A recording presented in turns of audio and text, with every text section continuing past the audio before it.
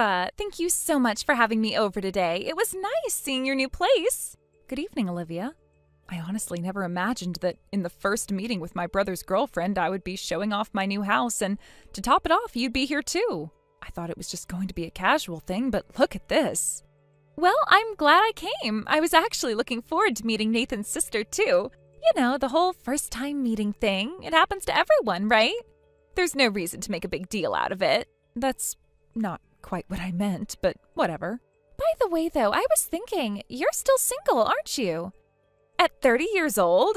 Yes, I'm still single. Is there something wrong with that? Well, it's just, I find it a bit strange. You're 30, you're single, and you bought a house? I mean, you have the money to buy a house, but for some reason you still can't seem to find a partner? You just gave up on marriage altogether? That kind of feels a little sad to me, don't you think? I don't really think being 30 and single is all that uncommon these days, though. But still, you bought a house as a single person. I mean, that's kind of unfair, don't you think? Unfair? Yeah, I can definitely smell something strange going on here. I just feel like someone more suitable should be the one living in that house, not someone who's single. Someone more suitable? Yeah, someone like me, of course. Nathan and I will get married and then we'll move into that house. What? You know, the house you bought? It's a 4-bedroom, 2-bathroom property, right? And it's near the station with a lovely garden. I mean, that's amazing, but honestly, it's just way too big to live in by yourself. It would be such a waste, right? So Nathan and I are planning to get married and we'll move in together. I'll be the one living there. You should just hand over the keys to me when the time comes. Oh, and don't worry about giving me a spare key, okay? I'll be living there, so I don't need one from you. I'm going to have to decline. What? Honestly, I didn't want to bring this up because it's so sudden, but the truth is, yes, I'm single, but I do have a fiancé. I won't be living there alone. Wait, what? The deed to the house is actually in both my name and my fiancé's name, so it's not just mine to decide what happens with. Oh, really? Ava, didn't you just earlier talk about how a single woman who couldn't get married ends up buying a house alone? And now you're saying you actually have a fiancé? That's a little hard to believe, don't you think? If you're going to lie, at least make it a little more believable. Honestly, I'm not buying it. You were pretty spot on with your assumptions, but it's clear that this part is just a fabrication. Don't twist what I said into something it wasn't. You're just making up a story now. Is that so? Well, even if it wasn't exactly what you said, I guess I wasn't that far off, was I? I think you should focus on packing your stuff instead of making excuses for yourself. I don't need to pack right now. Actually, this timing couldn't be better. The lease on my current apartment is up for renewal, so it's the perfect moment to move in. It's almost like fate. I didn't say you could just move in there. Oh wait, don't forget, Nathan still needs to propose to me. This conversation is completely going off track.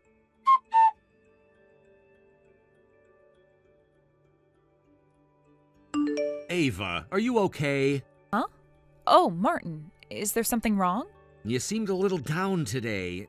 You've been on such a high lately, ever since you bought the house you always dreamed of. It's been nothing but good vibes from you, and you were even bouncing off the walls for the past few days. But today, from the moment you arrived at work, you looked a little off. Even while you were working, you had this gloomy expression on your face. It was really noticeable. Oh, really? Was I making that face? Yeah, you definitely were. Honestly, I thought about coming over and asking if you were okay during work, but then I got caught up with a sudden urgent client matter, so I couldn't get the chance. Sorry for worrying you. I guess I just had to focus on work today. I didn't mean to seem off, but there's a lot on my mind. No, it's fine. It's just that I didn't see any mistakes in your work, so I wasn't really worried about that. But hey, I did hear you had your family over to see the new house yesterday. How did that go? Was everything okay? Yeah, that's right. I invited my family over for the housewarming just to show them the new place. But for some reason my brother's girlfriend showed up as well, and I wasn't expecting her. Wait, Nathan's girlfriend? Yeah, and when I asked Nathan about it, he told me that she works with him. Apparently she's been asking him out for a while, even though he kept turning her down. Finally, he gave in and agreed to date her, and yesterday was their 6th day of dating.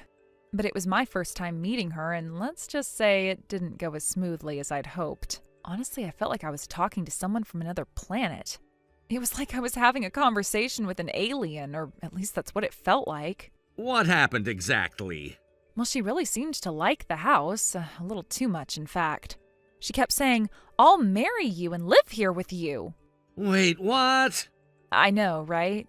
It made no sense, but that's exactly what she said, and she was so serious about it, too.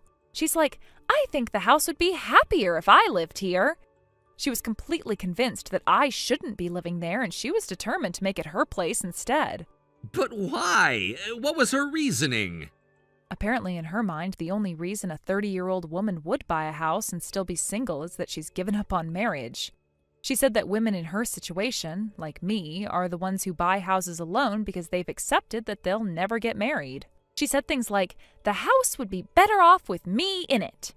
Even when I tried to tell her I was engaged, she wouldn't believe me. She was absolutely certain that she was the one meant to live there, and she had already started making plans to move in.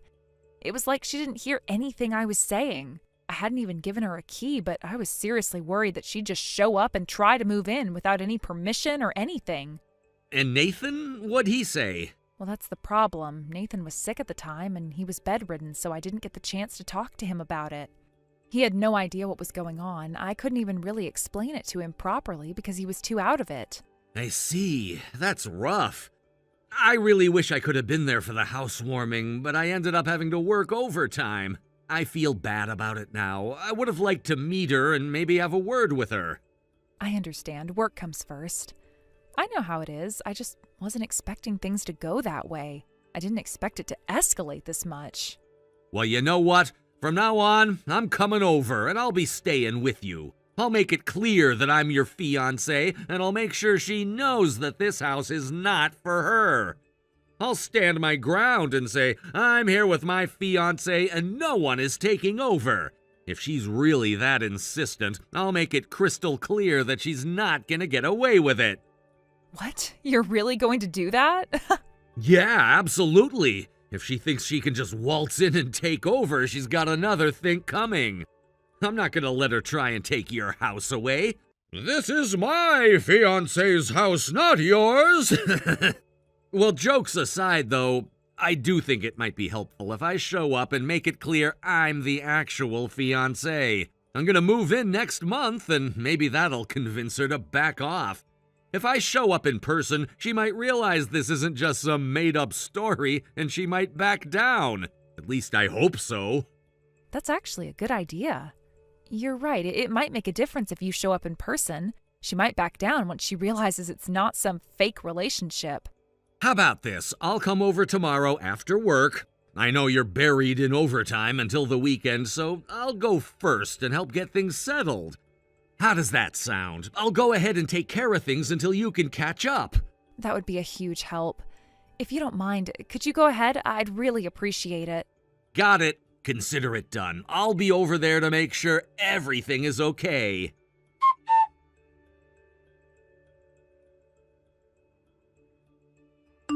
Ava! She's here! What? She's already moved in! What? How did she get in without the keys? I didn't have time to ask how she did it, but when I showed up, she tried to run off. I caught her, and honestly, I didn't know what else to do, so I ended up calling the police. I had to hand her over to them. Oh my God, I didn't expect it to escalate this much. Yeah, I didn't want it to get that far, but she was being so persistent. The police came without sirens, so there were no curious onlookers, but I still talked to the neighbors across the street and next door just to make sure they weren't confused about what was going on. Thank you for doing all that. I really appreciate it. Well, it's gonna be my place too, so I wanted to make sure things went smoothly. But hey, Nathan's sick, and you should probably fill him in on everything as soon as possible. He might not believe what's been happening, but it's better if he hears it from you directly. Yeah, I know. I'll talk to him about it soon. Thanks again for stepping in.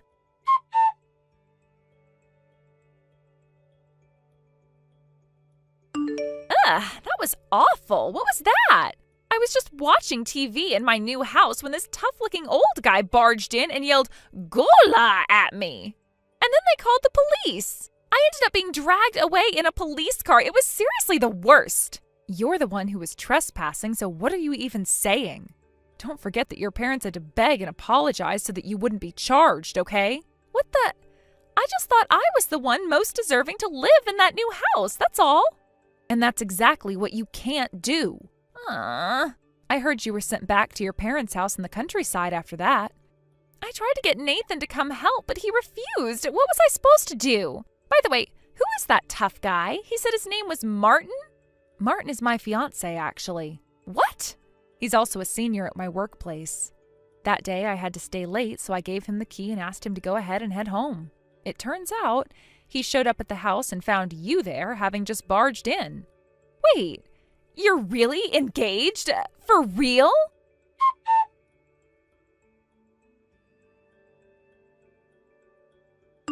Martin, good morning. Good morning, Ava. Thanks again for handling Olivia's trespassing situation the other day. You don't need to keep thanking me, Ava. I've already gotten the message loud and clear, so there's no need for more. Yeah, well, actually I got a message from Olivia last night. Wait, really? How does she still have the nerve to contact you? Is her skin made of steel or something? Maybe. She didn't seem like she was reflecting on her actions at all. Unbelievable. That's wild. And speaking of which, I still can't get over the first impression she left on me. Right? She was just sitting there on the couch in the living room with boxes of stuff piled up at the entrance like she had moved in, as if she had every right to be there. Oh, yeah. I remember. She was watching TV, holding a can of beer, and eating chicken, laughing like it was her home. It was like she thought she'd already won the place. Maybe she thought she was celebrating with a little victory party since I finally got the house. Honestly, I couldn't care less at that point. I was speechless when I saw the window leading to the garden all smashed up. Yeah, me too. The idea that she thought it was fine to break the glass just to get in because she didn't have a key was chilling. I'm going to have to send her the bill for that glass replacement later on. By the way, what did you do with all of her stuff? I noticed there were about 10 boxes sitting at the front door. Oh, that. I asked my brother about it. He managed to get the address of her parents' house, and they told me I could send everything back by cash on delivery. So I shipped it all out the other day. I heard she was sent back to her parents' place in the countryside, too. Yeah, apparently her apartment here, where she was living alone, was already conveniently canceled. She had already gone ahead and filled out the paperwork as if she were moving into our new home. So it looks like she had no choice but to go back to her family house. I guess she tried to turn to Nathan for support, but he turned her down too, huh? Exactly. It seems like she thought she could rely on him, but he wasn't having any of it either. She's got nothing left to hold on to now.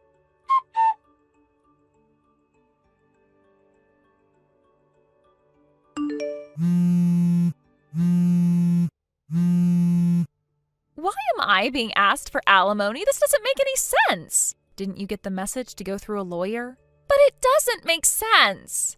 The message about how you completely misunderstood and bashed me? What's that about? Huh? You spread lies about me on social media. You posted, "My boyfriend's sister is so desperate because she can't get married, so she bought a house instead. What a joke. LOL." You see, Nathan and I are twins. We've been in the same school from kindergarten through high school, so a lot of our local friends overlap. Because of that post, your friends who learned about your social media from Nathan thought that I had broken up with my fiancé, Martin. What? That's what happened because of that? Yes, and it caused a whole mess. There was even an ex of mine, someone I broke up with because he cheated, who started demanding I get back together. He even stalked me and waited for me at the nearest station. What? Luckily, Martin stepped in right away and explained the situation. He made sure to set things straight and intimidated him enough to get him to leave, so it was handled quickly. Oh, that scary-looking guy? Yeah, all of this has been causing a lot of trouble for the past few weeks. The alimony claim I'm making is because of that. Wait, you can really ask for alimony over something like that? You'd be surprised. It's clear you still haven't learned from this. But I could also file a criminal report if you want.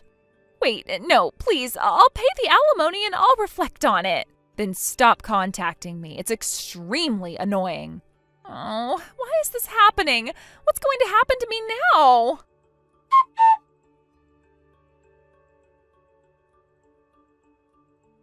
I was told by people around me that I should file a police report, but in the end, it was decided that I wouldn't do so. This decision didn't come easily, as the circumstances surrounding the situation were complex and involved many hidden layers, most of which I only learned about later. The turning point came when I had a conversation with Olivia's parents, and they revealed some of the behind-the-scenes details that I wasn't aware of. To my shock, I discovered that Olivia had been engaged to someone chosen by her parents. This wasn't a normal, voluntary engagement that Olivia had willingly agreed to, but an arranged one, designed according to her parents' wishes. And the more I learned about the situation, the more I realized how much Olivia detested it. Apparently, Olivia had absolutely no desire to marry this man. She found the engagement repulsive, and she despised everything about it. She felt trapped, suffocated by her parents' decisions, which seemed to control every aspect of her life. Unable to bear the thought of being stuck in an arranged marriage she didn't want, Olivia decided to take drastic action. She left home and came to the city, almost as if running away, seeking some form of freedom from the pressure she'd been living under. Her departure from home was not just a simple move, it was more like an escape. She had been pushed to the brink, and this was her way of trying to break free from the expectations and control her parents had over her. It was as if she was trying to carve out a space for herself, away from the demands that had been placed on her. But while Olivia thought she had gained some freedom, her parents were having none of it. They were insistent that she should return and honor the engagement, even though she had no desire to do so. In fact, Olivia's parents were concerned about the way her rebellious behavior could reflect poorly on their family, particularly in the eyes of society. They didn't want to see their daughter's character tarnished, especially before she got married. They felt that if Olivia went against their wishes, it would somehow stain her reputation before she even stepped into her role as a wife. Their focus wasn't on Olivia's happiness or well-being, but on maintaining a certain image for their family. In their eyes, a marriage arranged in this way, regardless of Olivia's personal feelings, was the best course of action for both her and them. So, to make sure she adhered to their plans, Olivia's parents took measures to ensure that she would never return to me or my family. They presented us with a document, a formal agreement, that explicitly stated that Olivia and her family would cut ties with us and that Olivia would never again approach me or anyone related to me. In exchange for this, they promised a settlement.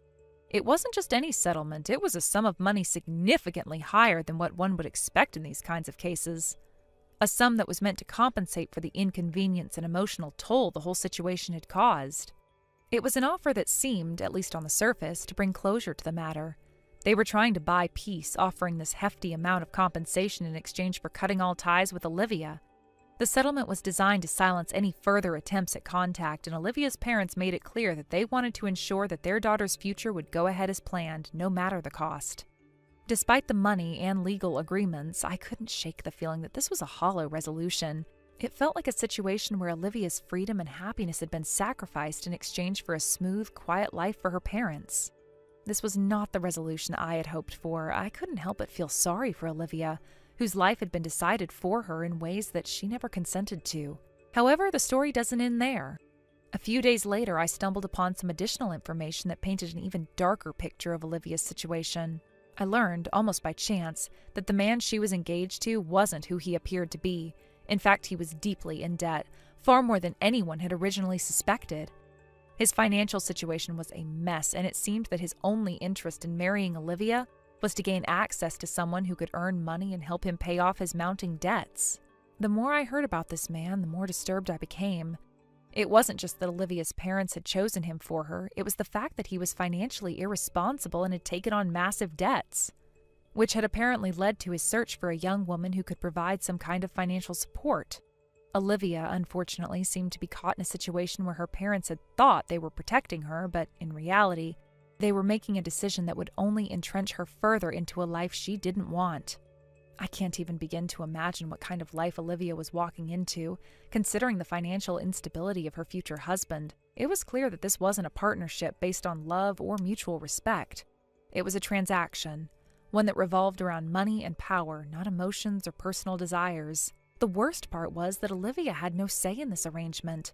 Her voice had been drowned out by the choices made for her by her parents and her fiancé. Even worse, as I learned more about the situation, it became evident that Olivia was likely being pushed into work that she hadn't chosen for herself. I don't want to speculate too much, but given the circumstances and the kind of person her fiancé appeared to be, It was hard not to think that Olivia might be forced into doing things she wasn't comfortable with. Thought of it was chilling, and I could only hope that she wasn't subjugated to any kind of exploitation or mistreatment. All of this made me question the extent to which Olivia's parents were truly acting in her best interests. Were they really trying to protect her, or were they simply looking out for themselves, ensuring that their daughter would fulfill a role that they had already decided for her? The more I thought about it, the more I realized how deeply ingrained these patterns of control and manipulation were in her life. In the end, I couldn't help but feel sympathy for Olivia. She had been caught in a web of expectations, debt, and obligations, and her own desires had been silenced by the pressure of those around her. It wasn't just about the arranged marriage, it was about the lack of agency she had in her own life. Everything had been decided for her, and she had been pushed into a future she never asked for. I couldn't change her situation, though. All I could do was hope that someday Olivia would find the strength to break free from these constraints, to reclaim her life and her voice. Until then, it seemed like her path was set, and there was nothing more I could do to help her. But deep down, I wanted to believe that she could find a way out, that she could escape the life that had been forced on her and create her own future on her own terms. If only she could see that there was more to life than following the path others had laid out for her. Thank you for watching and listening. We hope you enjoyed the video. Don't forget to like this video and subscribe. Also, feel free to leave a comment about what you thought of the story. We look forward to seeing you at the next video. Hey Samuel, I just got home, and why are all my things packed up in a box? I didn't hear anything about moving. I was in the hospital due to a high-risk pregnancy. Can you explain what's going on? Chiara, you're the only one moving out. Wait, what do you mean? Why am I the only one moving? I decided to keep the apartment for my girlfriend. Your girlfriend? What are you talking about? Her name is Caddy, and she's 19 years old. 19? Are you serious? So while I was in the hospital, you were having sleepovers with someone else? She stayed over and now she wants to live here? Is that what you're saying? Yeah, that's exactly what happened. She loved the view from this high-rise tower apartment so much after spending time here that she said she wanted to live here. Wait a minute, you've already arranged for a moving company? When are they coming? Yeah, I set it up. They should be here soon. So let me get this straight. You've brought your girlfriend into our home? That is unbelievable. Hey, don't interrupt me while I'm talking. You don't get to tell me to be quiet when I'm hearing something I can't just ignore. This is a huge deal for us as a couple. Just listen to what I'm saying. I'm living here with my girlfriend now. You need to leave immediately. Until you move out, I'm gonna stay in a business hotel. So this means you're planning to divorce me? Yeah, I guess that's what it comes down to. So please, just go ahead and file for divorce. You think it's that simple? I am pregnant with your child. I just got out of the hospital after a serious health scare, and you're telling me that you've been cheating on me and now you want me to move out? What is this? It's not like I wanted to hurt you, but I'd rather live with Caddy than with you. So just hurry up and get out. If you don't leave, Caddy won't be able to move in. You see me as just a problem to be solved? You think I'm just in the way of your happiness? Yes, that's right. You're just an obstacle standing in the way of our love. All right. I see how it is. The obstacle will be out of your way then. Wait, you're actually agreeing to this? What do you think I'm supposed to do? You want me to stick around while you're making plans for your new life with someone else? About the divorce papers, what are you gonna do? From the sounds of it, you haven't even prepared them. Is that right? Oh, well, just write your name on them and leave them in the mailbox. I'll fill out my part and submit them to the office. I also need to pick up the marriage certificate with Caddy. I see. Sounds like you've thought all this through. The movers are here, I guess? Oh, yeah, that's right. I should let Caddy know right away. Just so you know, I'm not going to be the one who's left without consequences. You're about to find out just how serious this all is.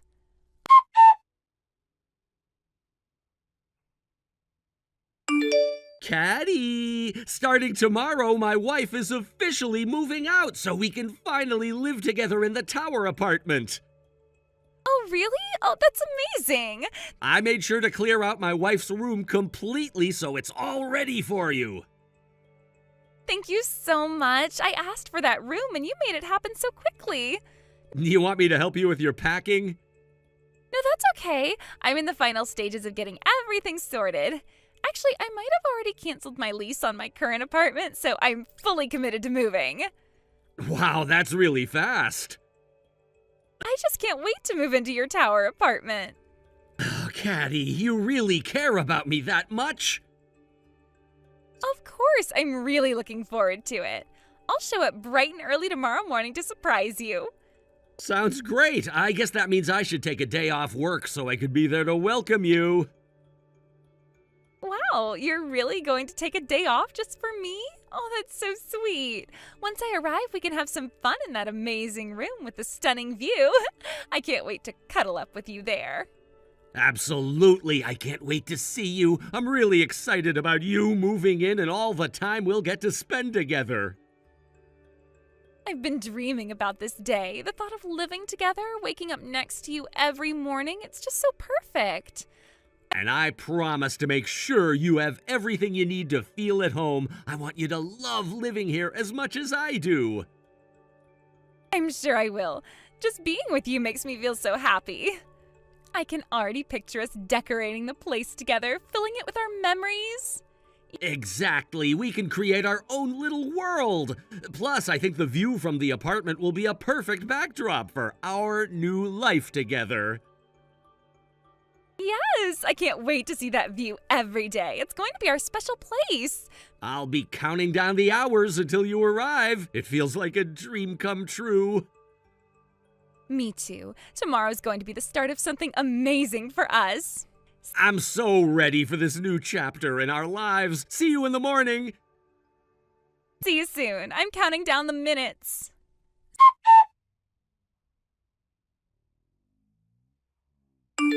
You know, living with the person you love and being able to be affectionate all the time is just the best. I've been using up all my remaining paid leave from work just to spend time with Caddy and enjoy being together. Samuel, you've been off work for 2 whole weeks now. Well, I properly requested the time off, so what's the big deal? I suppose that's true, but I was just about to reach out to you. Oh, what's up? Have you submitted the divorce papers I sent you? You know, the ones you were supposed to file with the office? Wait, what? You remember the letter I included with the divorce papers? It said, please let me know once you've submitted them to the office. Oh, right, I forgot about that. What do you mean, you haven't submitted them yet?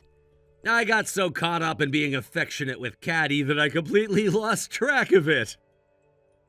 What kind of ridiculous excuse is that? Seriously. Actually, since Caddy moved into the tower apartment, I haven't even stepped outside once. I've been too busy enjoying my time with her. Oh my goodness, I can't believe it. After all that pushing to get it done, you've really let it slip your mind? It's just unbelievable. Well, just come by and pick it up then. What? You want me to come over right now?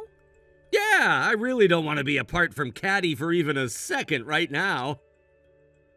I just got out of the hospital after being in for a high-risk pregnancy, right? You can't just expect me to handle all this. I'm already overwhelmed with the stress from your cheating and the divorce. Now you want me to deal with moving on top of that? Please, don't add any more stress to my plate. What's the matter? Are you not going to come get it? Because if you don't, you won't be able to get divorced. Are you okay with that? That's not something you should be saying. You are seriously out of your mind. So are you coming to get the papers or not? Oh, wait a second. It doesn't have to be me who picks them up, does it? I guess it doesn't have to be you.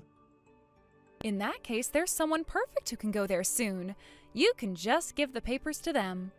Oh, really? That sounds good. And I just got a message from Caddy asking for our 3rd round of affection today, so I have to go.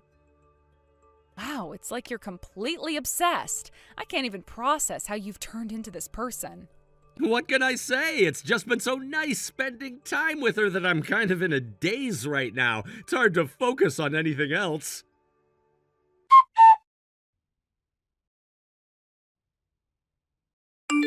Hey, Chiara, what's this about alimony and child support? You're seriously asking for alimony from Caddy, too? You've heard all about it from your lawyer, haven't you? No matter how much I hear, I can't accept it. I know you're jealous of the love that Caddy and I share, but this is just pathetic. Oh, come on. The common understanding is that the person who cheated has to pay alimony to the person who was cheated on.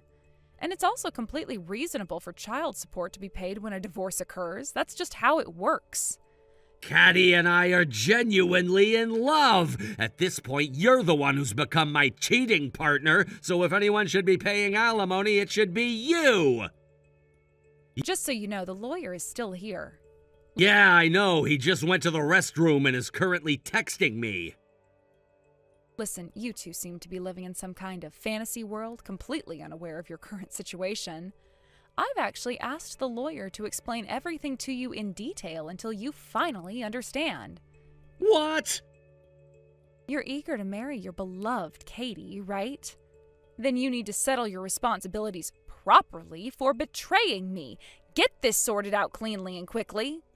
But I never thought it would cost this much to get a divorce. It's ridiculous that you're whining about something that is completely normal when getting divorced. What do you mean by that? I'm saying you need to take responsibility for your actions without making a fuss. It's really not that hard to understand. All I want is to marry Caddy. You need to accept the reality that you're trying to throw away something that is much more significant than just me. What do you mean? What you're trying to throw away isn't just me. You're also trying to abandon our child who is about to be born. That's the lowest thing a father can do, and you should never forget that. I didn't mean to. You need to face the truth. Being a father means taking responsibility for your actions, even if it's hard. You're choosing to prioritize your relationship with Katie over your own child and me. That's an awful decision. But I thought we could figure something out. Figuring something out means facing the consequences of your actions. You can't just run away from your responsibilities because you've found someone new. It doesn't work that way. It's just so complicated. Life is complicated, but that doesn't excuse abandoning your responsibilities. I want you to think deeply about what you're doing. Once you're a parent, your priorities change. You need to understand the weight of your decisions. I know, but... No buts. Just think about what it means to be a father and to be a decent human being. Your actions have consequences, and it's time to face them.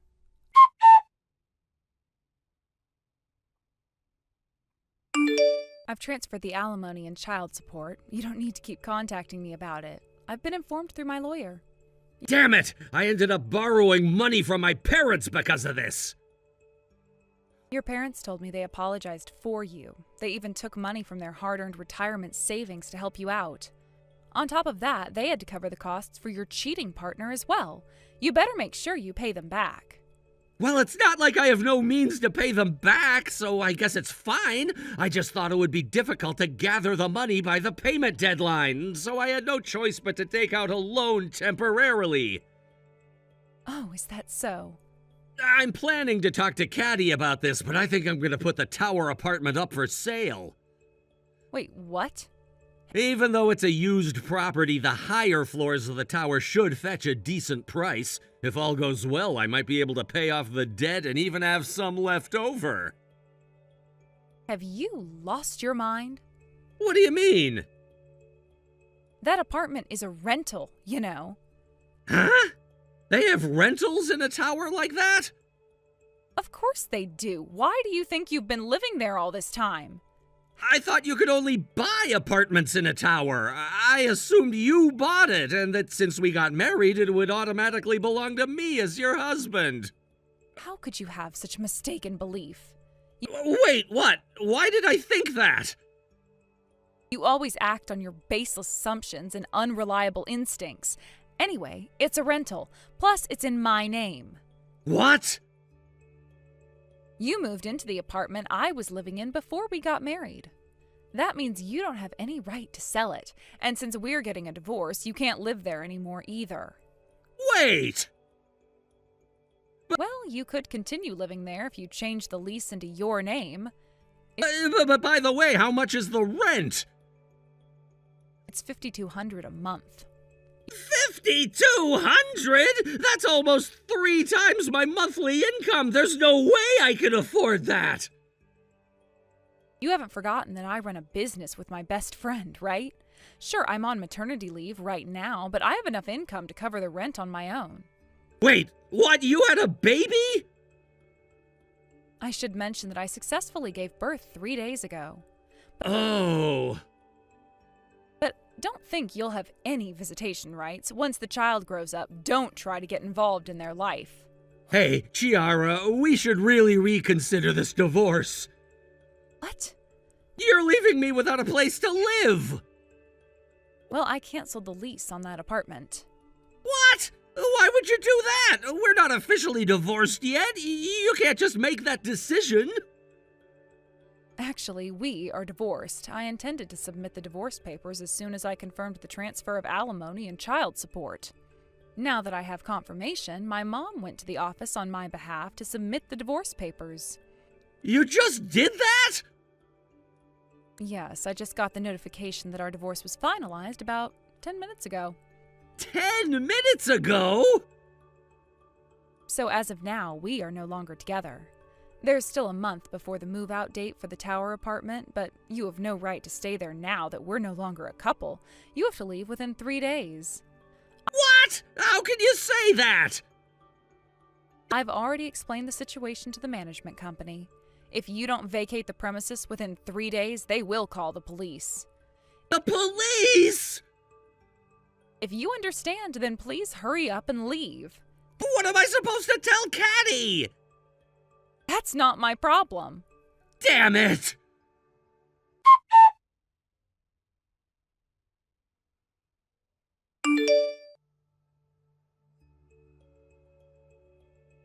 Caddy, I can't believe you're just gone when I woke up this morning. That note about breaking up was just a joke, right? Shut up, you old man. Wait, what? I was so excited to finally be living in the tower apartment, but then I find out it's actually in your ex-wife's name. And on top of that, your income is only a third of hers because you're just a temp. How can you not even know that as her husband? Your head is way too empty.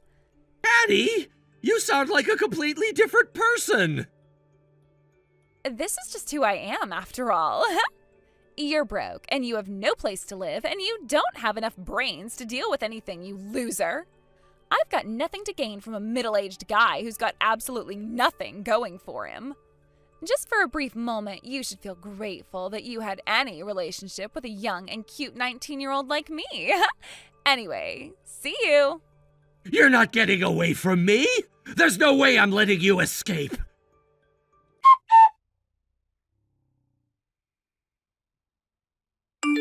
Although he sometimes seemed a bit lacking in intelligence, there was something endearing about that. There was indeed a time when I had such thoughts about my ex-husband. I would find myself chuckling at his antics, believing that his innocent blunders added a certain charm to our relationship. At that moment, it was easy to overlook his shortcomings, focusing instead on the warmth he brought to my life.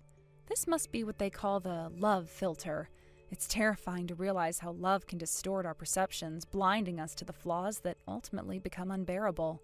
Speaking of terrifying, the aftermath of our relationship unfolded like a nightmare. Just as it is often said that the end of financial support leads to the end of relationships. Samuel was unceremoniously dumped by Katie when the money ran out. It was a classic case of when the well runs dry, so does the love. However, what transpired next was beyond anyone's imagination. Simultaneously with his departure from their luxury apartment, he managed to morph into a stalker.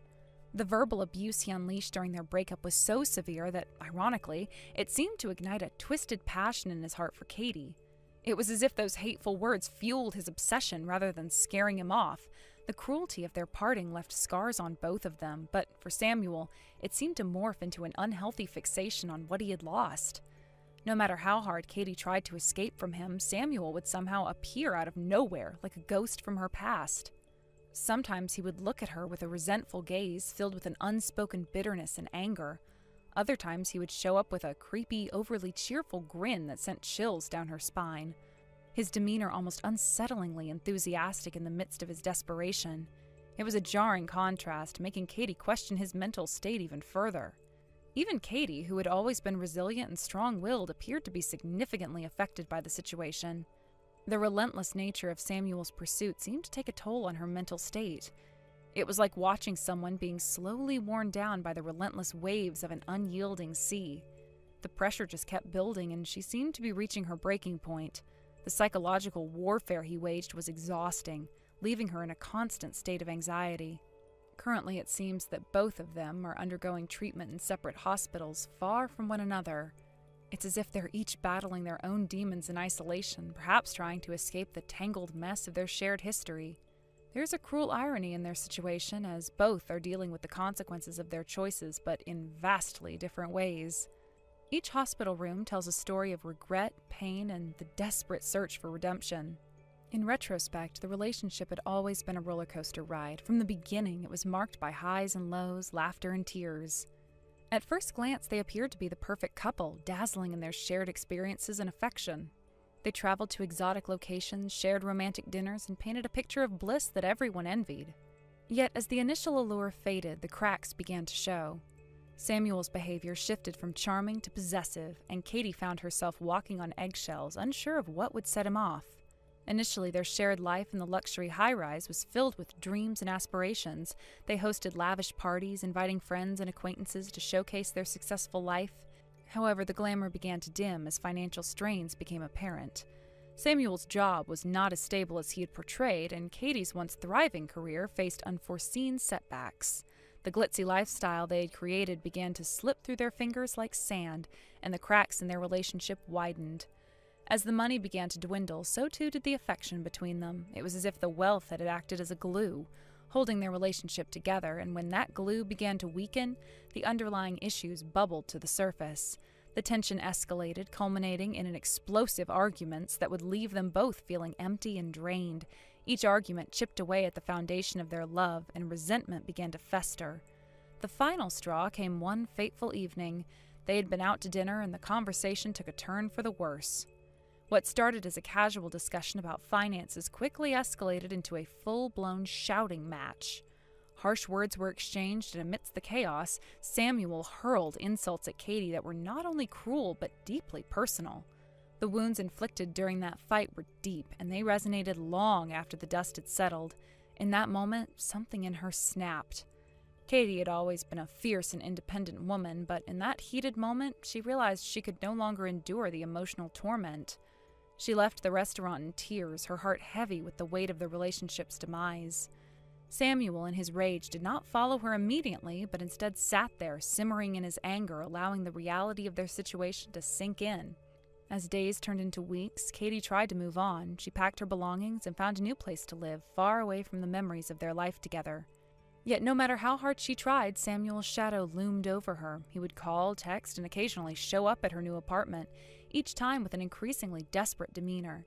The emotional turbulence of their breakup manifested in Samuel's behavior, and it was clear that he was spiraling out of control. For Katie, the freedom she had longed for became a prison of fear.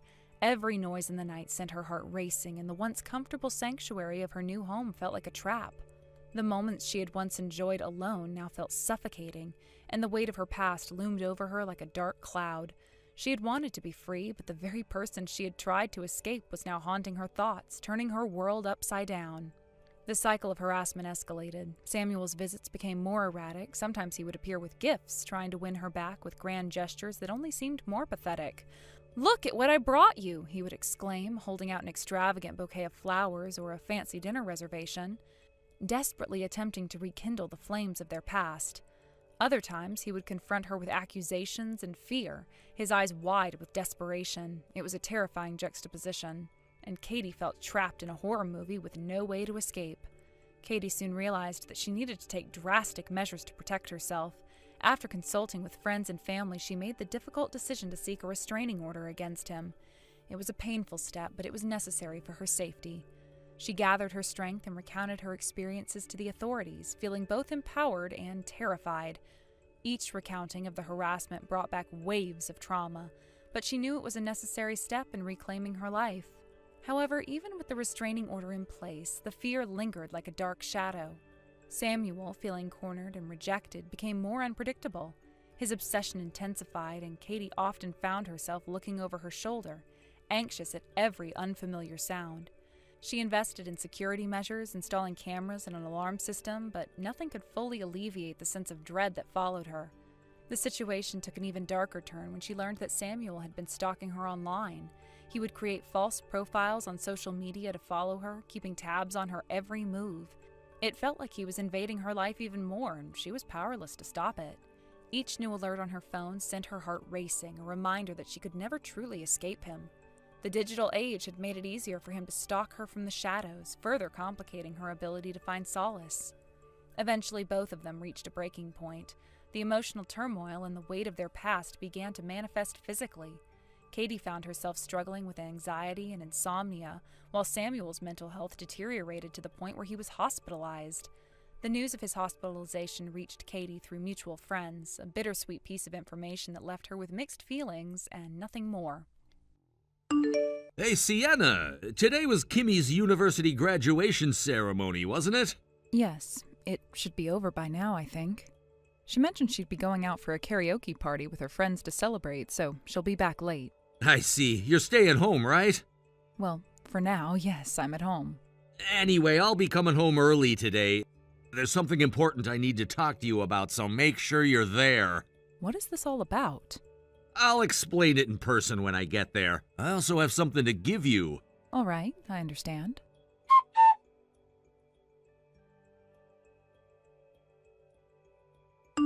Mom, sorry for the late update. The graduation ceremony went smoothly, and I just arrived at a karaoke place with my university friends. Good job, Kimmy.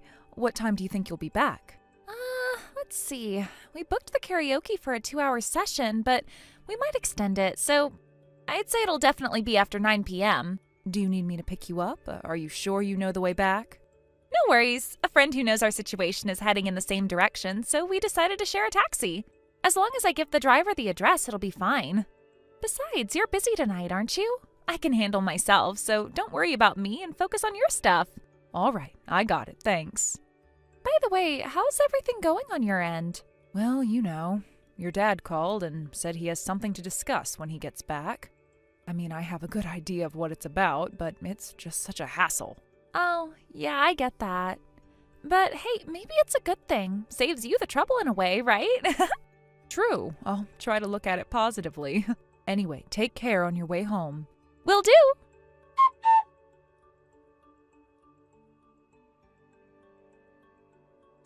Sienna?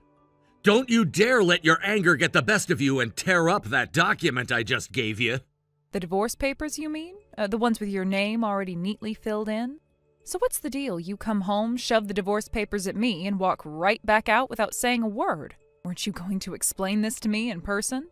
I decided to convey it through a message instead. Here it is, I'm saying it now. All right.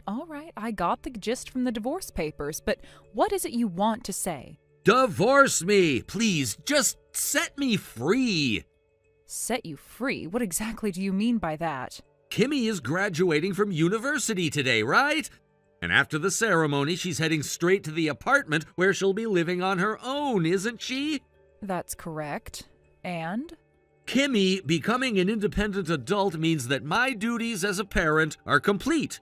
Now that she's moving out, there's nothing left for me to do, is there? Well, I wouldn't say there's nothing left, but I'll agree it marks a major milestone. Exactly. But when I thought about what comes next, working day in and day out just to support you as you grow older and frankly become an old hag, I couldn't help but feel this overwhelming sense of emptiness about my future. You do realize you're getting older too, right? This isn't about me. Look, I'll be blunt. The idea of spending the rest of my life alone with you, just the two of us, makes me feel completely deflated. I've had enough. I want to be free. I want to be released from all these obligations as a parent and a husband. In other words, Kimmy is moving out so you can stop being a mother too. Just disappear from my life already. Oh, really? Well, whether or not I stop being a mother is my decision to make, not yours. That's exactly the kind of thing I'm talking about. I'm telling you, I've lost all interest in you. I don't care about an old hag who's completely useless to me. Oh, I see. This must be about that cute young coworker you mentioned at your job. Well, feel free to get all excited about her, but let me tell you, it's definitely a delusion. You're just making a fool of yourself, and you should consider both her feelings and your age before getting carried away. I'm not saying I'm planning to do anything with her. Really? Just divorce me already and get out. All right. Honestly, I've been thinking about divorcing you for a long time now because of these exact behaviors of yours. Wait, what? Oh, and by the way, the moving company will be here in about 5 minutes. 5 minutes? What do you mean 5 minutes?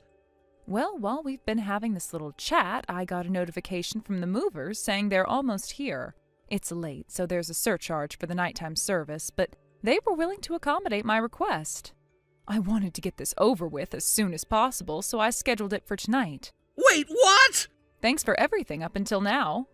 Hold on, are you saying you've already packed up and prepared to move out? Oh, and thanks for the divorce papers, too. You saved me the trouble of having to prepare them myself. I'll drop them off at the city office's night reception desk before the end of the day. Wait a second! Oh, one more thing. This is important. What is it? This house is set to be demolished. What?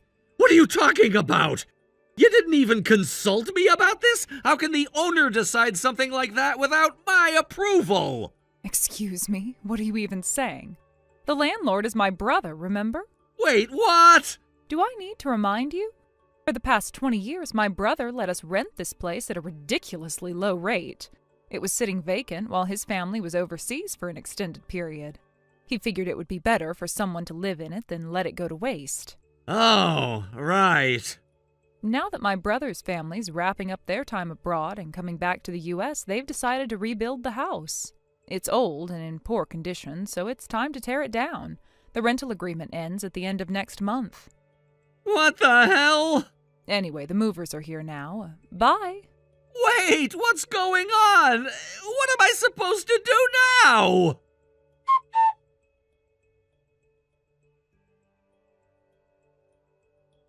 Mom, the karaoke competition is over, so I'm about to hop in a taxi and head to my new place. All right, well, be careful on your way. By the way, during karaoke, Dad kept calling me over and over. The number of missed calls was insane. You didn't pick up? I was too busy singing to even notice. Oh, and he sent a text message at the end. He was like, "Your mom left. She's going to divorce me. Help me." Oh my. The nerve of him, especially after handing me the divorce papers himself. Unbelievable. Anyway, I did leave him on red and didn't reply. Good call. Oh, just so you know, the divorce papers have already been submitted to the night reception desk at City Hall. Got it! All right, I'm going to start unpacking the basics. You've already finished moving all your stuff? Yes, I tried to minimize my belongings, and since it's only a 20-minute drive from the old house, it didn't take long. Gotcha. Well, I'll see you later then. All right, be safe.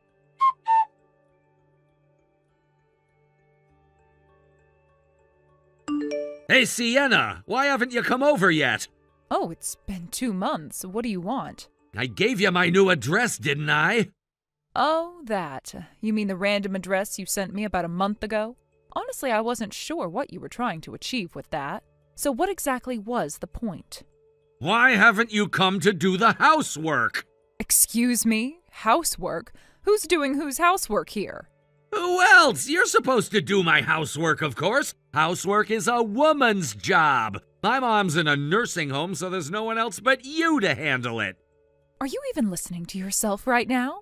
Unbelievable. You really don't get it, do you? We were married for 23 years.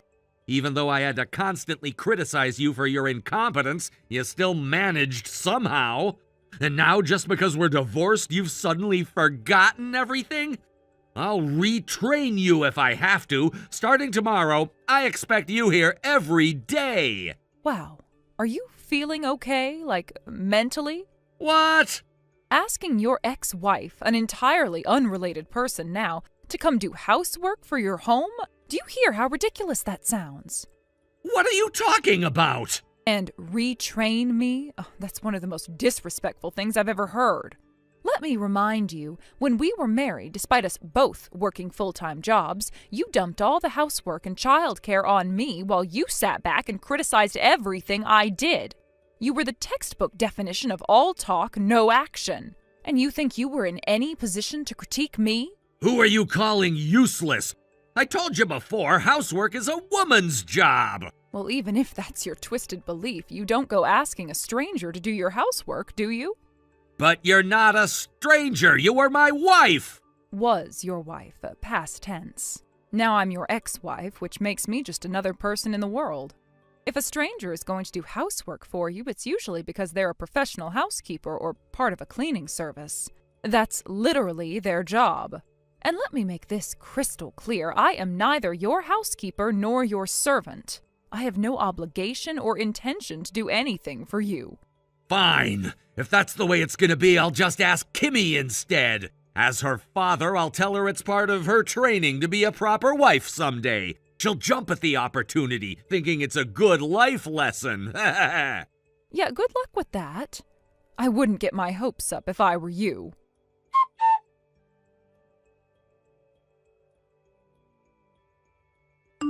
Kimmy, I have a favor to ask. No. Ah! Wait, hold on. I haven't even finished saying anything yet.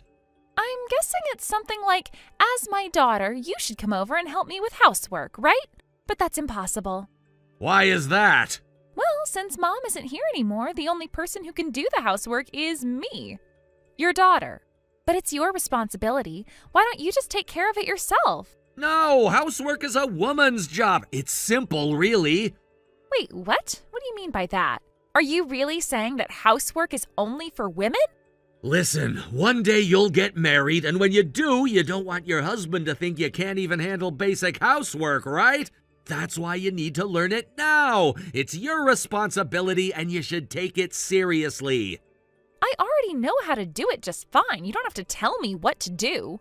Oh, really? If that's the case, then starting tomorrow, I expect you to come over and handle the housework. That shouldn't be a problem, right? I'm saying no. Do you even remember that I'm an adult now and have my own life to take care of? It's not that big of a deal. You could just swing by after work, do a bit of cleaning, prepare a meal for me. The apartment I'm living in now is just one bedroom and the dining room and kitchen, so it's smaller and easier to clean. Plus, cooking for just me won't take that long, and it's not nearly as difficult as when we lived in a big house before. If you think it's so easy, then why don't you do it yourself? Well, that's because I don't have time for it. And besides, it's not as easy as you think. And yet you think I should just drop everything and help you? It's physically impossible. Physically impossible? What do you mean by that? The thing is, the company's new employee training is almost over, and I've been assigned to a branch office in a completely different region. So I'm going to be moving far away soon. Wait, didn't you just start living alone in that apartment near your work? That was only temporary. The company provided it for me as an accommodation during my training period. But now that my placement's been finalized, I'll be moving to a different city. So, you're moving even farther away now? Yes, that's right. And just so you know, I'm bringing Mom with me too.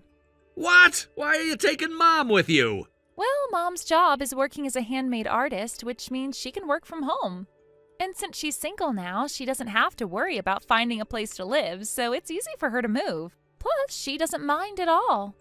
I don't get it. Why does she have to go with you? The main reason is that I don't want to be bothered by Dad asking me to get remarried or pressuring me to take care of him.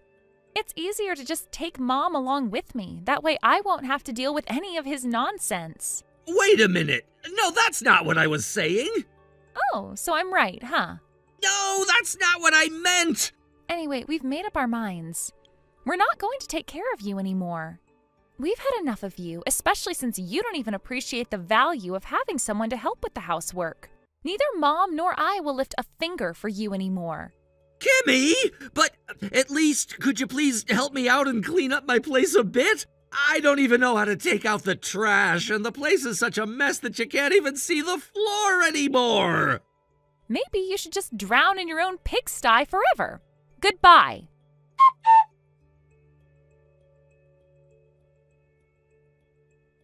It seems that my ex-husband's deeply ingrained belief that housework is a woman's job hasn't changed at all, even after our divorce. From what I've heard from a colleague of my ex-husband, someone I personally know well, it seems he's become quite unbearable.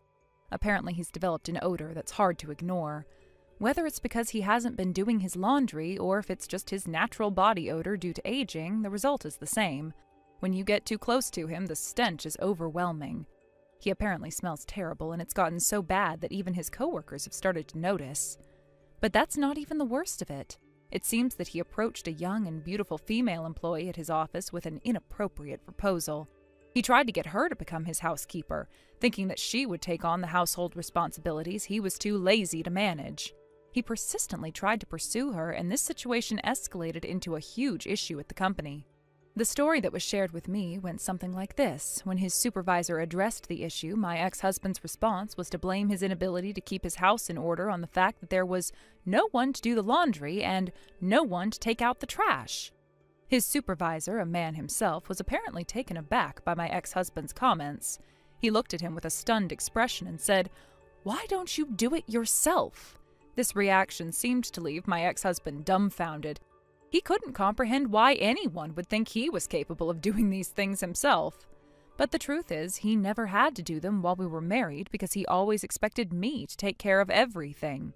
As the situation at his job continued to unravel, it became apparent that my ex-husband's inability to adapt and learn how to take care of himself was becoming a serious problem, both at work and in his personal life. He had a long history of neglecting his responsibilities, and now this same neglect was affecting his professional reputation. His behavior, combined with a series of repeated mistakes, led to him being demoted and having his salary reduced.